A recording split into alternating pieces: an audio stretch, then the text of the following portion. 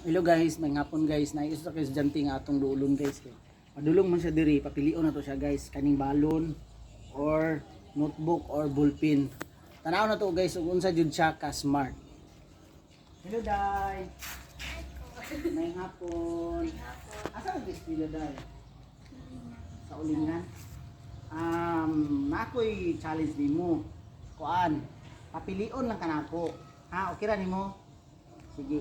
Papilion di ka ballpen or notebook or kining balon. 40 pesos ning balon ha. Pilion nimo.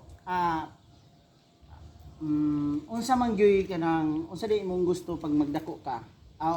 Kaning kini bang mo graduate ka unsa imong gusto nga mahimo nga ikaw puhon? Nursing. Nurse. Nurse imong guys, nurse ang gusto lang hinduta kay no.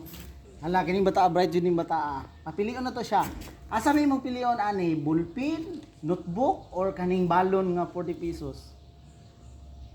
Asa may pilion nimo? So guys, notebook yang gipili guys. So kay notebook man imong gipili, mao ni ang imuhang premium. Kuan ako ning ballpen, 100 ang ballpen. Pero ang notebook, congratulations dai. Isa yung kay istorya dai. Tama.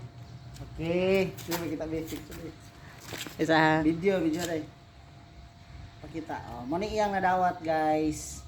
Eh, Thank you guys. Usa lang ni sa estudyante nga atong giduulan guys nga I hope nga makatabang yan nagdako guys. Thank you. Bye-bye. Bye. Bye.